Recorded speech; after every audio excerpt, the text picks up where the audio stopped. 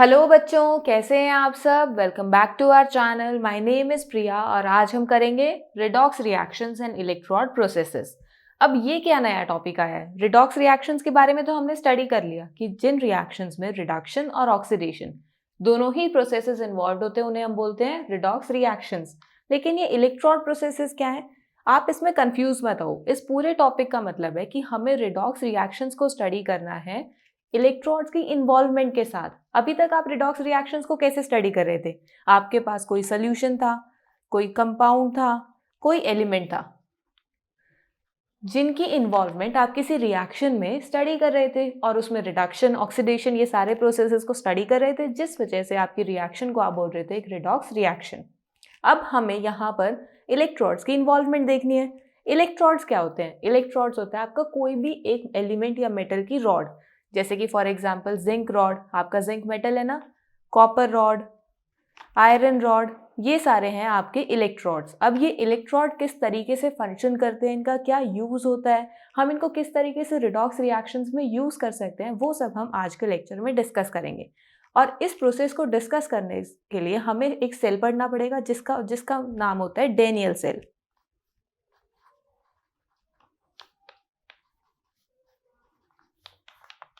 यानी आज के लेक्चर में हमें डेनियल सेल को डिस्कस करना है, जिसके थ्रू हम इलेक्ट्रोड प्रोसेसेस को स्टडी कर पाएंगे कि इलेक्ट्रॉड्स के इन्वॉल्वमेंट से हम रिडॉक्स रिएक्शंस को कैसे स्टडी कर सकते हैं। अब आपका डेनियल सेल का सेटअप कुछ इस तरीके से होता है। अभी ये सेटअप कंप्लीट नहीं है, हम धीरे धीरे इस सेटअप को कंप्लीट करेंगे जैसे जैसे हम इसके स्टेप्स को स्टडी करते जाएंगे। सबसे पहले ओवरऑल स्ट्रक्चर को समझते हैं कि इस स्ट्रक्चर में क्या क्या है डेनियल सेल के अंदर। हम यहाँ पर डेनियल सेल एस्टैब्लिश कर रहे हैं जिंक और कॉपर के बीच में, यानी हमारे पास यहाँ पर दो मेटल्स हैं, जिंक एंड कॉपर। अब एक्टिविटी सीरीज के अकॉर्डिंग जिंक ज़्यादा रिएक्टिव है एज कम्पेयर टू कॉपर। ये हमने अपने प्रीवियस लेक्चर में स्टडी किया ही है, क्योंकि जिंक कॉपर से अब ऊपर की तरफ लाई करता है और जो भी एलिमेंट्स आपके एक्टिविटी सीरीज में ऊपर लाई करते हैं वो ज़्यादा रिएक्टिव होते हैं as compare to the elements lying below them. तो हमारे पास एक्टिविटी सीरीज में zinc lies above copper in activity series, जिस वजह से आपका जिंक ज़्यादा रिएक्टिव है, it is more reactive in nature. और हमें पता है कि जब आप ज़्यादा रिएक्टिव की बात करते हो तो हमारे पास ऑक्सीडेशन और रिडक्शन किस में ज़्यादा होता है? जो इलेक्ट्रॉन डोनेट करने की पॉसिबिलिटी रखता है, एबिलिटी रखता है, वो ज़्यादा रिएक्टिव होता है। तो विच मीन्स कि यहाँ पर जिंक जो है वो क्या करेगा, इलेक्ट्रॉन्स डोनेट करेगा, यानी इलेक्ट्रॉन डोनर की तरह वर्क करेगा। अगर इलेक्ट्रॉन डोनर की तरह वर्क करेगा विच मीन्स कि यहाँ पर ऑक्सीडेशन होगी। अब ये कैसे होगी देखो, हमारे पास यहाँ पर है जिंक 2 पॉजिटिव आयंस का सोल्यूशन, यानी आपके पास कोई जिंक सॉल्ट का सोल्यूशन है यहाँ पर, और यहाँ है आपके पास कॉपर 2 पॉजिटिव का सोल्यूशन। और यहाँ आपने ये जिंक की रॉड ली है और ये लिया आपने कॉपर की रॉड। ये है आपके पास कॉपर की रॉड और ये है जिंक की रॉड।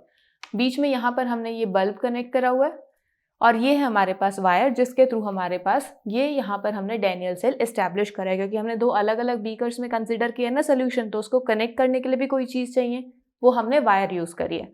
अब यहाँ पर क्या होता है, हमने देखा कि जो हमारा जिंक है वो ज़्यादा रिएक्टिव है as compare to copper. Zinc is more reactive as compared to copper, so zinc will act as electron donor. और अगर जिंक इलेक्ट्रॉन डोनर की तरह वर्क करेगा तो रिएक्शन किस तरीके से होगी कि हमारे पास जिंक जो है वो जिंक +2 आयंस में कन्वर्ट होगा और 2 इलेक्ट्रॉन्स को रिलीज करेगा। अगर इलेक्ट्रॉन्स को रिलीज कर रहा है विच मीन्स ये यहाँ से अपनी रॉड में से इलेक्ट्रॉन्स को रिलीज कर रहा है।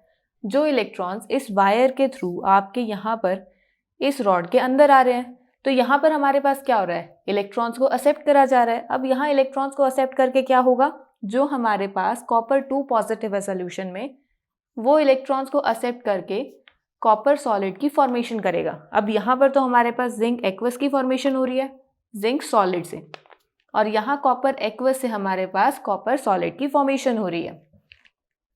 जब आपके यहाँ से ये इलेक्ट्रॉन्स फ्लो करेंगे उस टाइम आपका जो ये बल्ब है ये ग्लो करेगा, विच मीन्स कि आपके पास यहाँ पर जो आपके दो बीकर्स है जिनमें अलग अलग सोल्यूशन है, दो इलेक्ट्रोड्स के बीच में आपके पास इलेक्ट्रिसिटी कंडक्ट हो रही है।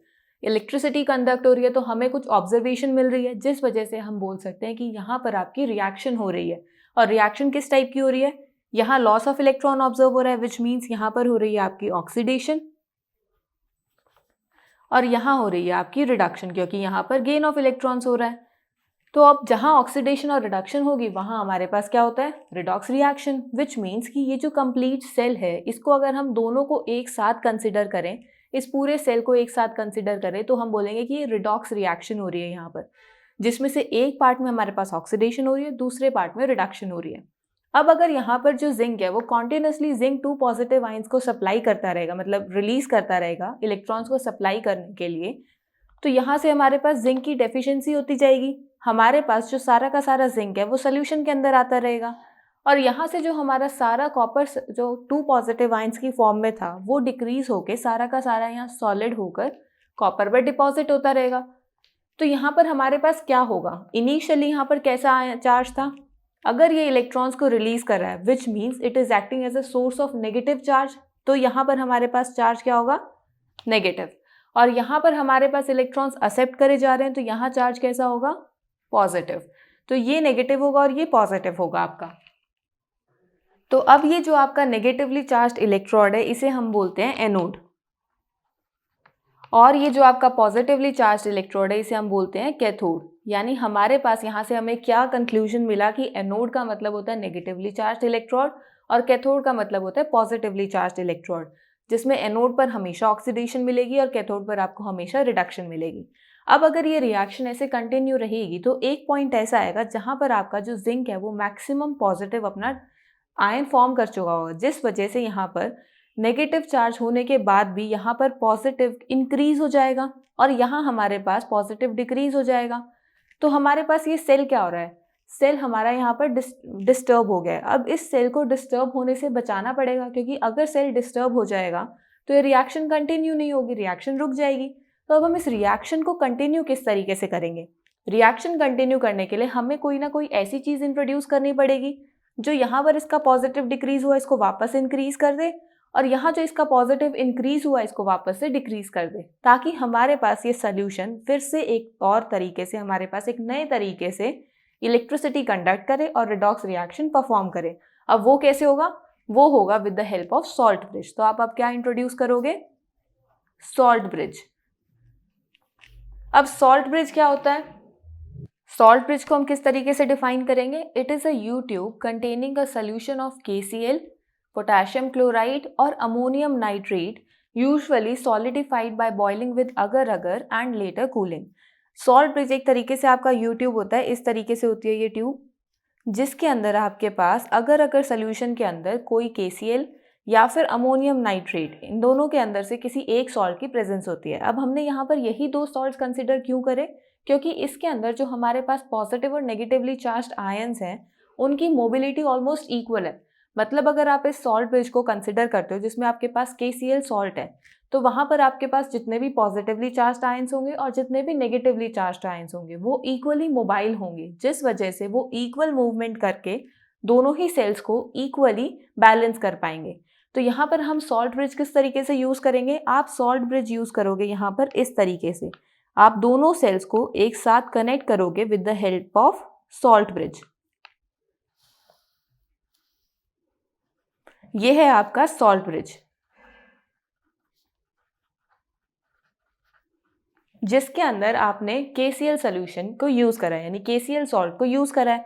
तो यहाँ पर इक्वल हमारे पास पॉजिटिव और नेगेटिव आयंस होंगे और बहुत सारे पॉजिटिव नेगेटिव आयंस होंगे। अब इनका वर्क क्या है, इनका वर्क है कि इस सेल में जो रिएक्शन डिक्रीज हुई है उस रिएक्शन को वापस से मेंटेन करना। और वो कैसे मेंटेन होगी, यहाँ पर हमारे पास पॉजिटिव डिक्रीज हो गया था और यहाँ पॉजिटिव इंक्रीज, तो क्या होगा अब यहाँ पर, यहाँ से हमारे जो नेगेटिवली चार्ज्ड आयंस है वो आएंगे सोल्यूशन के अंदर, जिस वजह से जो यहाँ पर पॉजिटिव इंक्रीज हुआ था उसको वापस से डिक्रीज कर देंगे, और यहाँ से हमारे पास पॉजिटिवली चार्ज्ड आयंस इस सोल्यूशन के अंदर एंटर करेंगे और यहाँ पर जो हमारे पास पॉजिटिव चार्ज डिक्रीज हुआ था उस पॉजिटिव चार्ज को वापस से इंक्रीज कर देंगे, जिस वजह से हमारा ये जो डैनियल सेल है फिर से रीएस्टैब्लिश हो जाएगा और ये रिएक्शन कंटिन्यू होगी। अब ये रिएक्शन कब जाके रुकेगी, जब हमारे पास यहाँ पर सॉल्ट ब्रिज के आयंस खत्म हो जाएंगे, तब हमारी ये रिएक्शन रुक जाएगी। फिर हमें एक नया सॉल्ट ब्रिज इसके अंदर इंट्रोड्यूस करना होगा।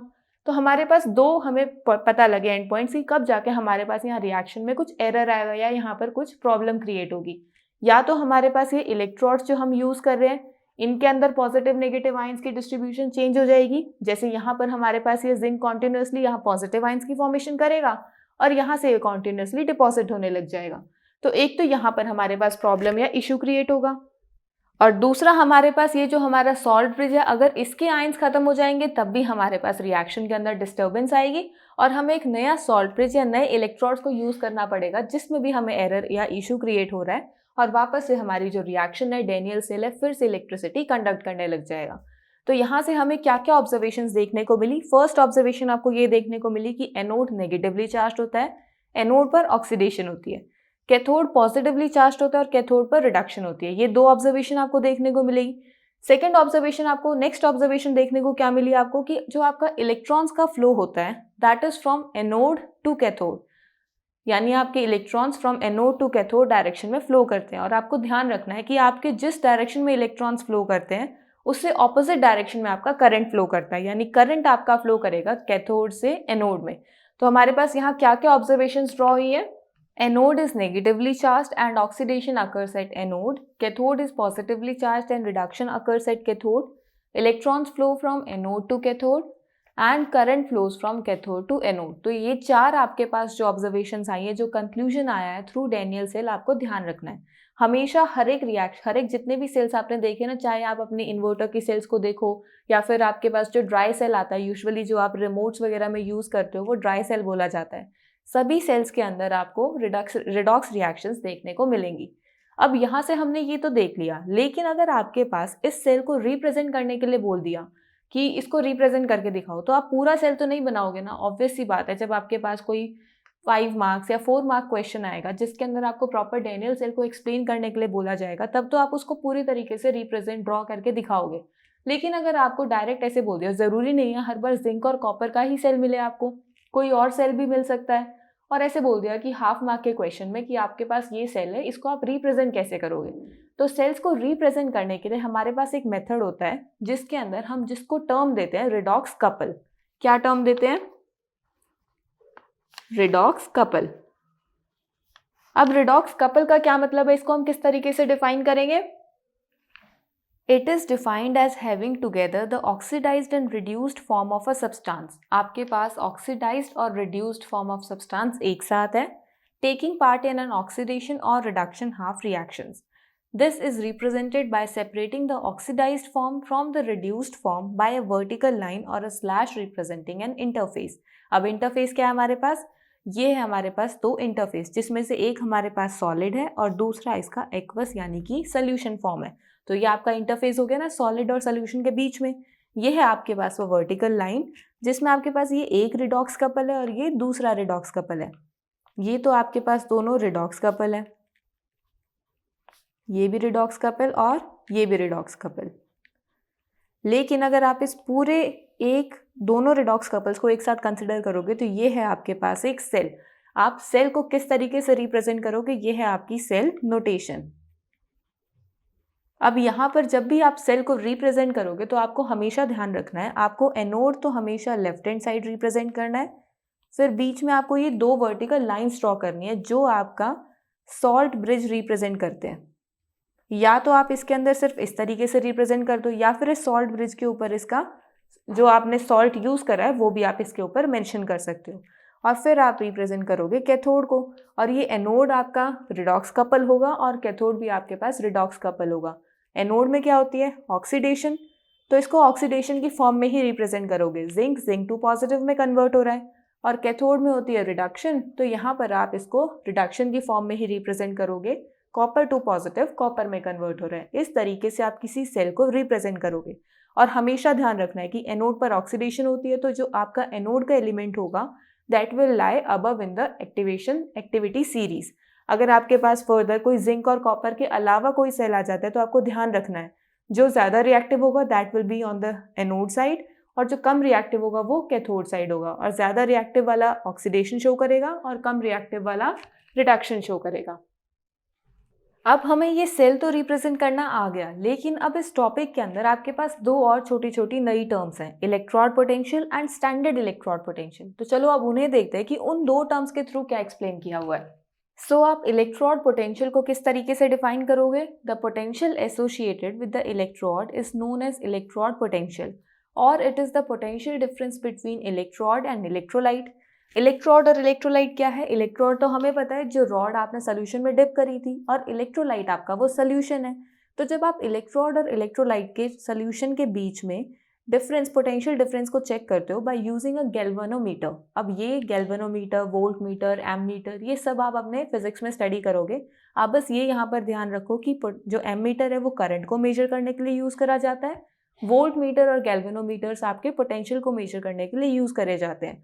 तो यहाँ पर आपको इलेक्ट्रोड पोटेंशियल का एक तरीके से आपका पोटेंशियल है, वोल्टेज है, जो आपका जो इलेक्ट्रोड है ना, when it is in the solution that is electrolyte, उसी के सोल्यूशन में, तब आपके पास वहाँ पर क्या होगी? कुछ रिडक्शन या ऑक्सीडेशन, कोई ना कोई रिएक्शन हो रही होगी। उस रिएक्शन की वजह से जो पोटेंशियल डेवलप होता है उसे हम बोलते हैं इलेक्ट्रोड पोटेंशियल।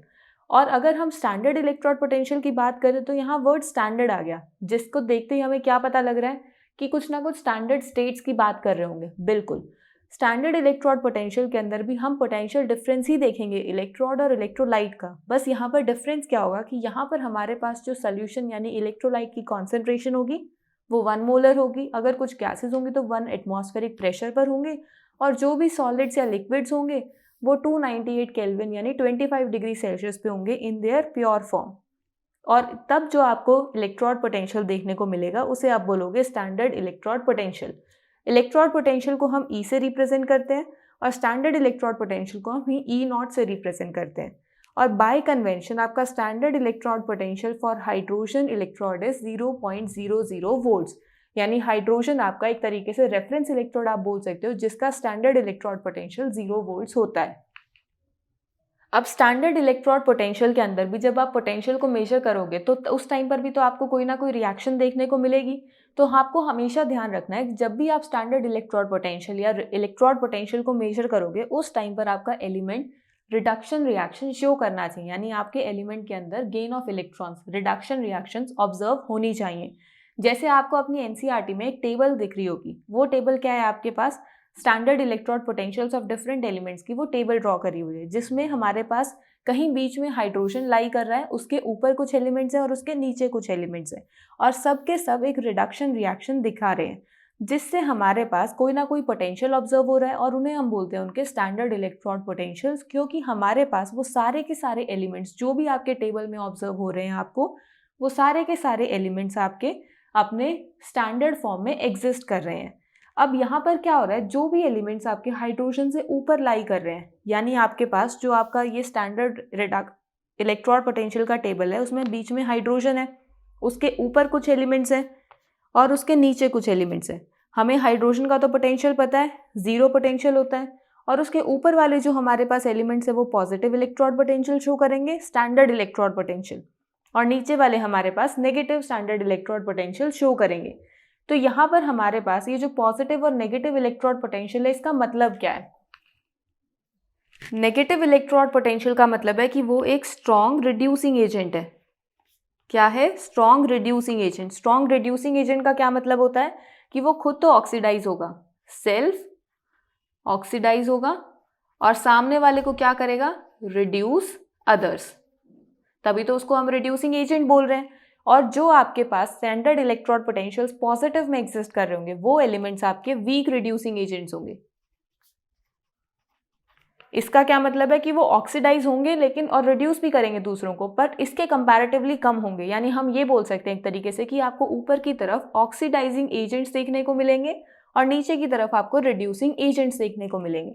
तो आपको ध्यान रखना है हमेशा जब भी आप इलेक्ट्रोड पोटेंशियल को स्टडी करोगे, आपको कई बार कंपेयर करने के लिए बोल देते हैं कि इनमें से बताओ कौन सा बेटर रिड्यूसिंग एजेंट है। आपको काफ़ी सारे एलिमेंट्स के इलेक्ट्रोड पोटेंशियल्स गिवन होते हैं, तो जिस एलिमेंट का सबसे ज़्यादा नेगेटिव इलेक्ट्रोड पोटेंशियल होगा और वो भी वो उन सारे के सारे एलिमेंट्स अपने रिड्यूस्ड फॉर्म में होने चाहिए, तब आप बोलोगे कि ये वाला जो हमारा एलिमेंट है ये सबसे ज़्यादा नेगेटिव है, इसका रिडक्शन पोटेंशियल या आप कहोगे एक तरीके से स्टैंडर्ड इलेक्ट्रोड पोटेंशियल, और वो हमारा सबसे ज़्यादा स्ट्रॉन्ग रिड्यूसिंग एजेंट बोला जाएगा।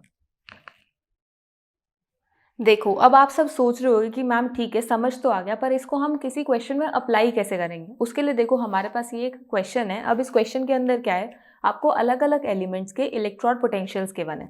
अब ये इनके स्टैंडर्ड स्टेट में है, ये सारे इलेक्ट्रॉन पोटेंशियल्स इनके स्टैंडर्ड स्टेट में है। अब हमें यहाँ पर कंपेयर करके बताना है कि कौन सा बेस्ट रिड्यूसिंग एजेंट है और कौन सा वीक रिड्यूसिंग एजेंट है। उसके लिए हमारे पास हमें सारे इलेक्ट्रॉन पोटेंशियल्स को कंपेयर करना होगा।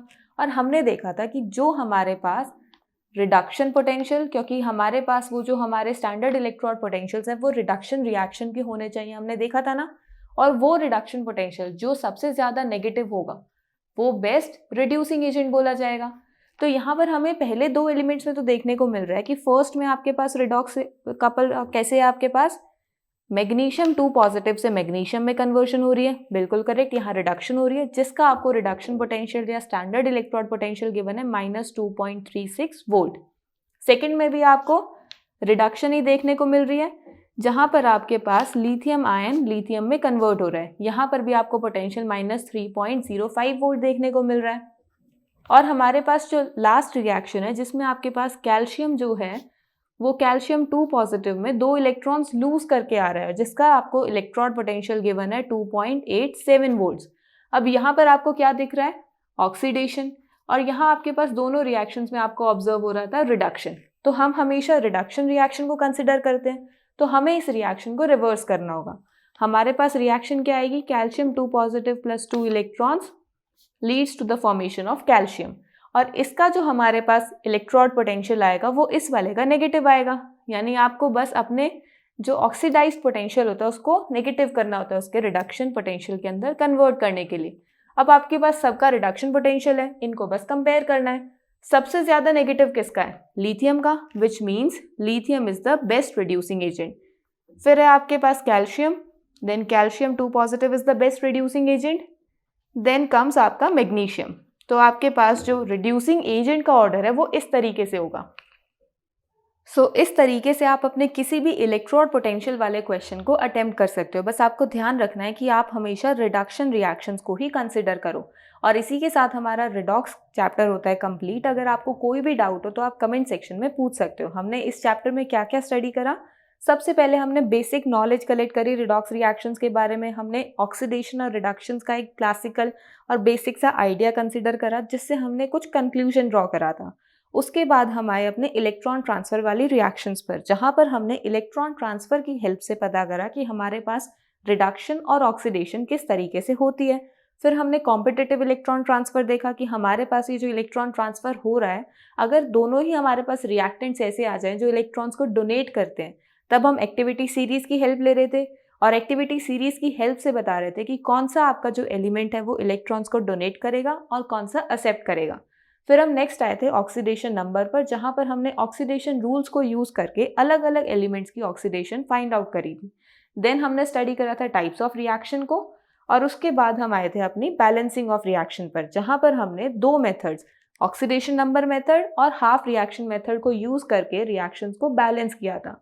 एंड देन हमने रिडॉक्स की टाइट्रेशंस पढ़ी थी। और आज के लेक्चर में हमने इलेक्ट्रोड्स की इन्वॉल्वमेंट देखी थी रिडॉक्स रिएक्शंस के अंदर, जिसके अंदर हमें ये पता लगा कि हमारे पास इलेक्ट्रोड पोटेंशियल क्या होता है, स्टैंडर्ड इलेक्ट्रोड पोटेंशियल क्या होता है, हम सेल को किस तरीके से रिप्रेजेंट कर सकते हैं, और अगर हमारे पास कोई इलेक्ट्रोड पोटेंशियल का क्वेश्चन आ जाएगा तो उसको हम किस तरीके से अटेम्प्ट कर सकते हैं।